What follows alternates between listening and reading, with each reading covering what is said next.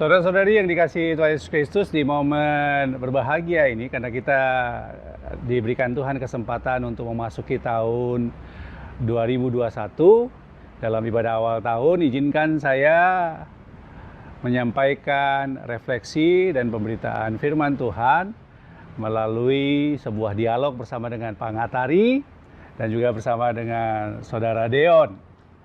Dan semoga lewat dialog kami bertiga ini kita semua bisa bersama-sama belajar dan kita bersama-sama siap untuk bersama dengan Tuhan berjalan memasuki tahun 2021. Bapak Ibu Saudara-saudari, di awal tadi sudah disampaikan bahwa tema ibadah kita saat ini adalah berdamai dengan kebaruan. Sesungguhnya tema ibadah ini merupakan sebuah refleksi dan atas situasi dan kondisi yang sudah kita alami bersama sepanjang tahun 2020. Kita bersama tahu bahwa hampir sepanjang tahun 2020 dunia menghadapi pergumulan dan juga berjuang untuk menghadapi situasi yang disebut dengan pandemik COVID-19. Bahkan dalam mensikapi pandemi COVID itu tidak sedikit dari kita yang secara pribadi, keluarga, komunitas umat, bahkan bangsa dan negara itu mau tidak mau terkondisikan untuk terisolasi dari kebiasaan kita yang selama ini, dan kita diharapkan untuk menjaga jarak, membatasi relasi, bahkan mengalami gangguan komunikasi. Dan dampak dari isolasi itu bukan tidak mungkin menimbulkan sebuah efek psikologis yang disebut dengan mental block. Mungkin itu terjadi dalam diri saya maupun saudara-saudara sekalian, Pak Ngatari juga Mas Deon. Nah, pertanyaannya adalah apakah betul kita harus menjalani tahun 2021 ini dengan mental block itu, terisolasi oleh ketakutan, kekhawatiran, sehingga kita menjaga jarak satu dengan yang lainnya. Nah, untuk itulah dialog ini sengaja kami adakan.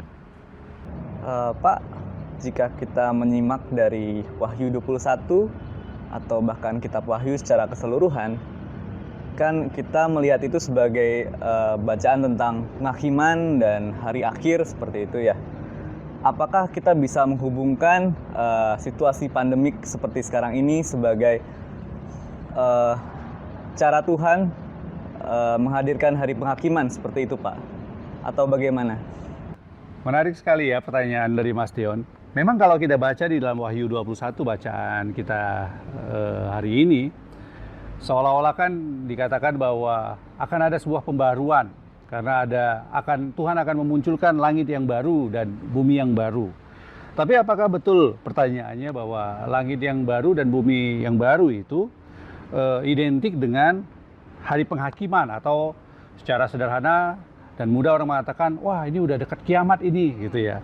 Padahal kalau kita mau cermati maksud dari si penulis kitab Wahyu ketika menyatakan tentang langit yang baru dan bumi yang baru, itu ada dua hal yang dia mau katakan. Di pasal 21 ayat 1 sampai dengan ayat 8, itu sebenarnya mengatakan tentang pernyataan yang berpusat tentang langit yang baru dan bumi yang baru. Lalu di ayat 9 sampai 27 itu pernyataan yang berpusat tentang kota yang kudus. Nah, menarik tentu adalah apa yang dimaksud penulis ketika dia menuliskan tentang penglihatan ini, tentang langit yang baru, bumi yang baru, dan tentang kota yang kudus. Langit itu sesungguhnya adalah gambaran dari hal ideal yang baik yang berasal dari Allah. Kita tahu bahwa ketika kisah penciptaan, Kejadian pasal yang pertama, bahwa Allah menciptakan langit dan bumi. Allah melihat bahwa apa yang dia ciptakan itu baik. Lalu Allah menciptakan manusia sebagai gambar dan rupanya. Nah, lalu ketika manusia yang tadinya bersama-sama dengan Allah baik ini jatuh ke dalam dosa, lalu akhirnya Allah menempatkan dia di bumi, tidak bersama-sama dengan Allah.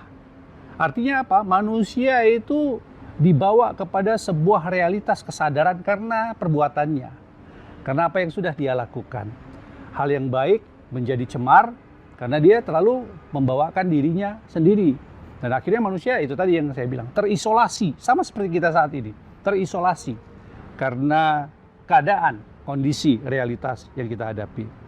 Nah, jadi langit yang baru dan bumi yang baru itu sesungguhnya adalah sebuah pernyataan tentang pengharapan atau gambaran ideal ruang hidup yang baik sebagaimana gambaran rencana Allah semula, agar Allah memanggil manusia itu supaya berjalan bersama dengan Allah. Sekalipun sekarang ini kita masih belum selesai ya di awal tahun ini dengan menghadapi pandemik, tetapi lewat tema itu tadi, berdamai dengan kebaruan, sesungguhnya kita diarahkan untuk bisa beradaptasi dengan situasi dan kondisi kita. Itu.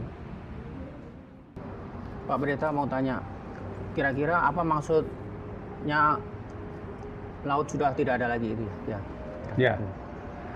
Ya Pak Angga, tadi di Wahyu 21 kan dikatakan bahwa lalu aku melihat langit yang baru dan bumi yang baru, sebab langit yang pertama dan bumi yang pertama telah berlalu dan laut pun tidak ada lagi. Ya. Nah, sebagaimana yang saya sampaikan tadi ke Mas Deon, bahwa sebenarnya si penulis ini ingin mengajak untuk manusia yang sudah menerima Kristus, percaya pada Kristus, hiduplah seturut dengan bagaimana cara Kristus hidup.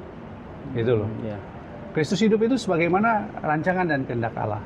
Dan laut itu dalam pemahaman bangsa Israel kuno, sebenarnya itu berkaitan dengan dunia bawah, tempat tinggal makhluk-makhluk jahat, makhluk-makhluk buas.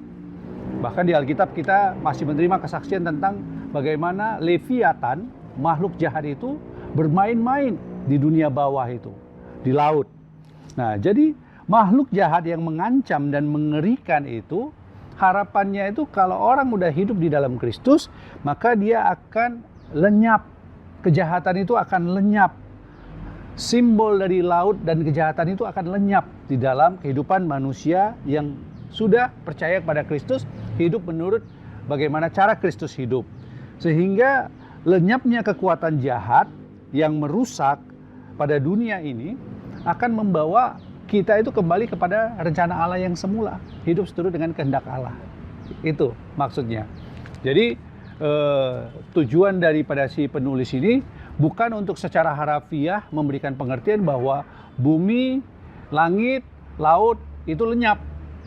Tidak seperti itu juga. Bagaimana kita itu sebagai manusia yang baru di dalam Kristus itu hidup di dalam kebenaran dengan menghilangkan kejahatan. Tidak lagi hidup seturut dengan ego kita sebagaimana dahulu Adam berbuat dosa lalu akhirnya ditempatkan di bumi dalam kesusahan. Itu maksudnya. Jadi Pak, apakah memang pandemi ini istilahnya seperti panggilan Allah supaya kita kembali bertobat? Apakah ini panggilan, ini sudah waktumu untuk kembali bertobat, seperti itu? Ya, saya lebih setuju seperti itu.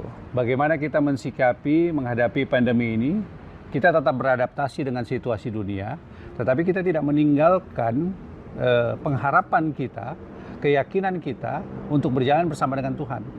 Bahwa Tuhan berkenan untuk kita semakin mendekatkan diri kepada Dia dalam menghadapi pandemi ini. Menarik sekali apa yang dikatakan dalam Pengkhotbah pasal yang ketiga tadi, bahwa segala sesuatu itu ada waktunya. Saya percaya ada waktu kok pandemi ini akan berakhir. Nah, bagaimana kita beradaptasi sampai dengan pandemi itu berakhir? Ini yang menarik yang disampaikan di dalam pernyataan di ayat 14. Allah berbuat demikian. Maksudnya itu Allah memberikan manusia kesempatan untuk menikmati kesenangan dalam segala jerih payahnya supaya manusia takut akan Dia, takut akan Tuhan. Nah, sesungguhnya dalam kehidupan ini kita takut akan Allah atau takut bahwa kesenangan kita tidak bisa kita regu lagi dan kita nikmati. Nah, itu perlu untuk kita refleksikan. Makanya saya bilang tadi bahwa dua kata kunci yang harus kita cermati adalah apakah dengan situasi ini kita mau menjadi takut lalu mengisolasi diri atau terisolasi karena keadaan kita. Harapannya tentu tidak. Menjalani tahun 2021 ini kita harus beradaptasi. Beradaptasi dengan situasi tetapi tetap dengan takut akan Allah. Bukan takut karena pandemi. Tetapi juga bukan takut karena pandemi, bukan berarti kita harus ya suka-suka tidak mengikuti aturan, tidak mengikuti saran, tidak mengikuti protokol kesehatan, enggak juga. Kita beradaptasi dengan hal itu. Tetapi kita tidak menghilangkan persekutuan kita. Kita tetap harus membangun relasi satu dengan yang lain, kita harus memperhatikan satu dengan yang lain, bahkan kita harus bisa memberikan diri kita kepada setiap orang yang membutuhkan sebagaimana yang disampaikan di dalam bacaan Injil kita, Matius 25 itu. Pak Pendeta, apa yang Tuhan inginkan harus kita lakukan dalam Matius 25 itu, Pak? Nah, ini menarik sekali ya, Pak Gatari ya, makasih ya. Di dalam Matius 25 itu kan Tuhan ingin kita melakukan untuk seseorang yang paling hina, paling kecil di antara kita. Karena ketika kita melakukan untuk orang itu sama artinya dengan kita melakukan untuk Tuhan. Nah, sebenarnya kata yang dipakai di si penulis Injil dalam hal ini adalah yang paling kecil itu tidak sama dengan yang kecil loh. Kadang-kadang kita terjebak bahwa menganggap orang yang kecil itu ada secara fisik, padahal bukan gitu. Kalau itu artinya mikros, kecil secara fisik. Tapi yang digunakan si penulis Injil itu dalam Matius 25 ini untuk menunjukkan yang paling kecil itu adalah elaskitos. Apa sih elaskitos dan siapa sih mereka yang disebut dengan elaskitos? Mereka yang disebut dengan elaskitos itu adalah mereka yang lemah, mereka yang butuh ditolong, mereka yang membutuhkan perhatian. Nah, makanya kenapa dari awal saya katakan bahwa situasi yang mungkin tetap kita hadapi dalam pergumulan tantangan dunia ini bukan berarti harus membawa kita tetap mengisolasi diri atau terisolasi dengan diri kita. Tetapi kita harus beradaptasi. Kita betul mengalami kesulitan karena pandemi ini, tetapi di luar sana pun ada orang yang lebih sulit dari kita. Mereka yang membutuhkan pertolongan, mereka yang tidak berdaya karena tidak memiliki sesuatu apapun kekuatan untuk bisa membawa mereka keluar dari situasinya. Nah, karena itulah kita dipanggil untuk menolong mereka.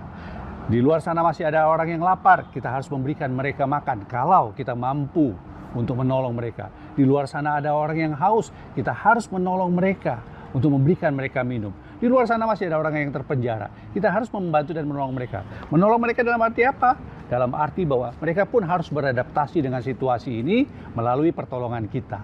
Itu yang dimaksudkan.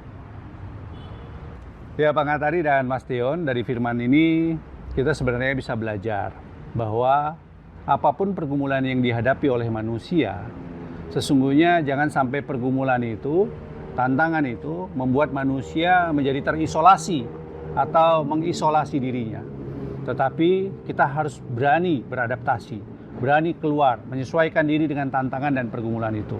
Nah, begitu juga dengan saudara-saudara di GKI Yasmin kan, tentu sampai saat ini kan kita masih punya tantangan, kita masih punya pergumulan.